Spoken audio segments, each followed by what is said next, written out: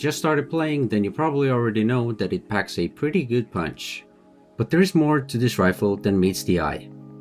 The full material cost to upgrade it to tier 4 is so incredibly low for the benefit it gives, so if you're running it, you should definitely upgrade it.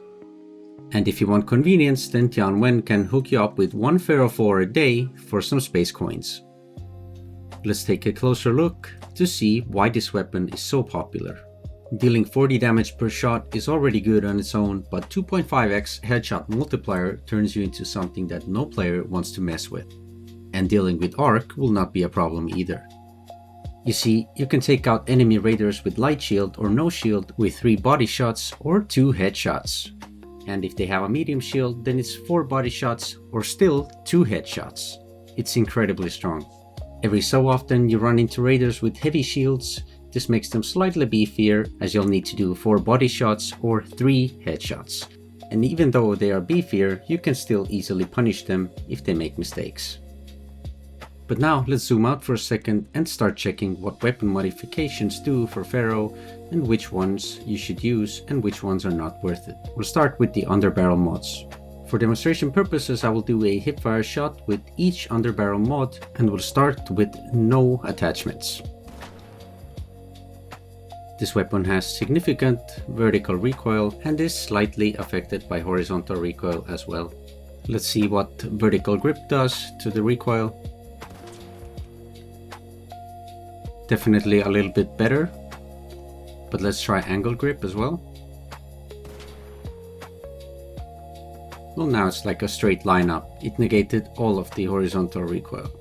And this leaves us with the last grip, the horizontal one, which reduces both recoils but on the expense of ADS speed.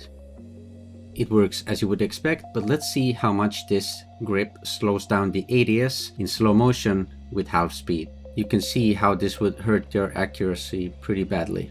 None of the Underbarrel mods have any conventional usage since it's a single shot rifle with a longer reload time. Let me demonstrate you the reload time speed on Ferro 4. It's 1.83 seconds, which is plenty of time to start taking your aim point back on target. Understanding the reload speed is going to play a crucial role in telling us what muzzle and stock mods can be used.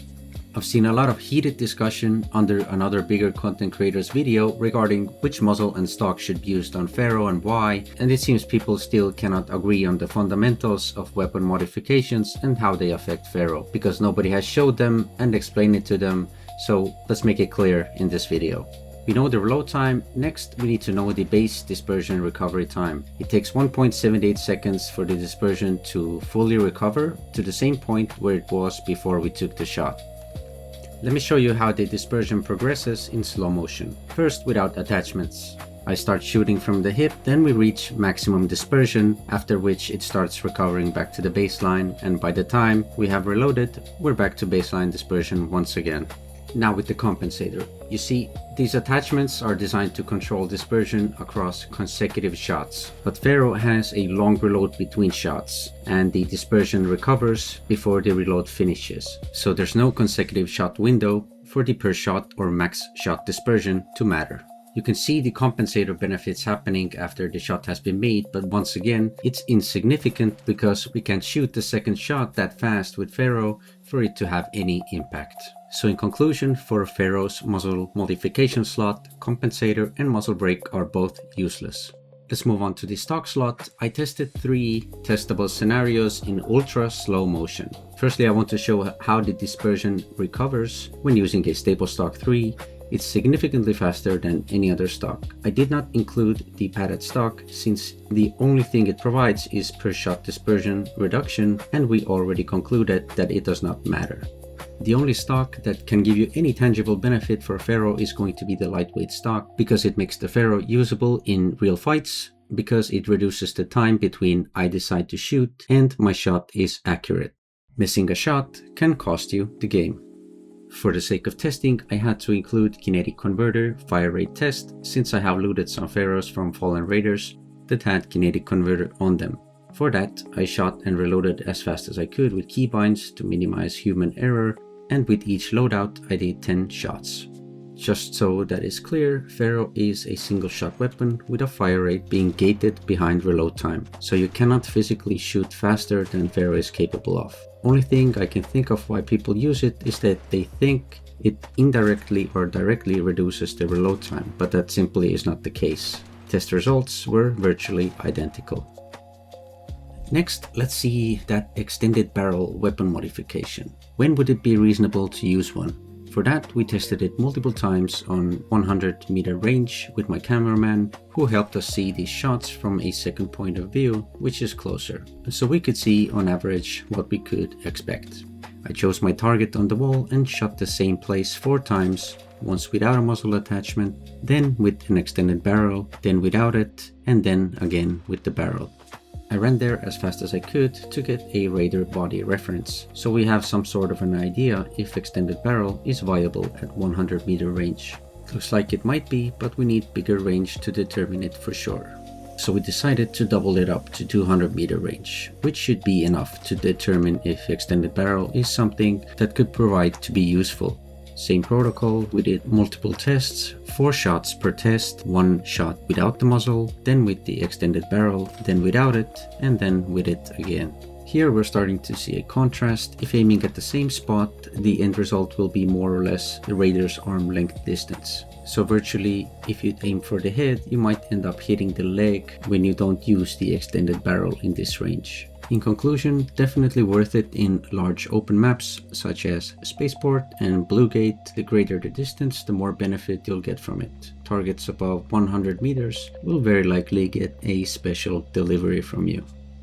Next, I want to show you silencer on this weapon. For reference, I will do 2 shots without one, and then 2 shots with silencer 1, then silencer 2, and then silencer 3. Just listen how much better it gets.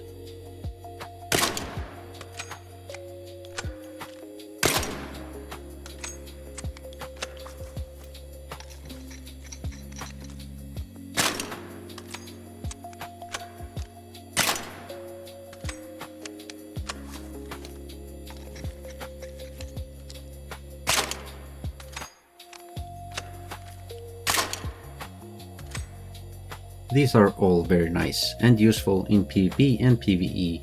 You will alert less raiders and less arcs around you. Very simple attachment to increase your survivability. Ferro is a long weapon, so you have 2 ways to shoot on distance when behind cover. You can swing and shoot, it will take a little bit more time to aim down sight, or you can pre-ADS and do it that way. If you choose the second option, then you have to be mindful of your elbow and your stock and barrel. Those stick out and reveal your position and intentions. Slide shooting is totally viable option if you need to do it close range, for example if it's going to be a deciding shot. At the end of your slide, you are able to bring your dispersion to a minimum, meaning you will be dead accurate with that shot. Slide any way you need to, but the logic applies in each direction. You can dodge roll shoot as well. Nothing magical, but it can be situationally a good thing if you think you can pull it off successfully. Remember that in intense close fight situations, you have only 1 shot. With this weapon, it's beneficial to pair it with something semi-automatic or automatic so you can do flexible plays. Stitcher and Burletta, to name the few. Now for the next tip, with Ferro, you are more accurate when crouching. When you're standing, your base dispersion is bigger, and when you're crouching, it's smaller. I want to show you one more thing when playing Ferro. It's very situational, but it might help you. You can do jump shots with it too, but when you do that, make sure to ADS right after you jump. You can get some pretty nice dispersion for a shot like that. Might be useful if you're behind some cover and you want to surprise the enemy. If you don't, the shot radius will be very big and you will likely miss. If we take a look at all of the modifications that you could theoretically put on a Ferro, then in reality the only options that we have that give any benefit are these 5. That's why I like testing weapons, because we actually get an understanding of what's good to run and what's not. Make sure to subscribe to the channel and like the video, because with my help you don't need to waste your attachments on a maybe it will help me somehow or somebody said it's good. I test everything. What you can run everywhere is the lightweight stock, the extended barrel if you plan to take long fights in big maps and don't care about the noise you make, but at the same time want to be more accurate. For smaller maps and more stealthier playstyles, just choose any silencer you can afford. Thank you so much for watching, and I'll see you in the next one.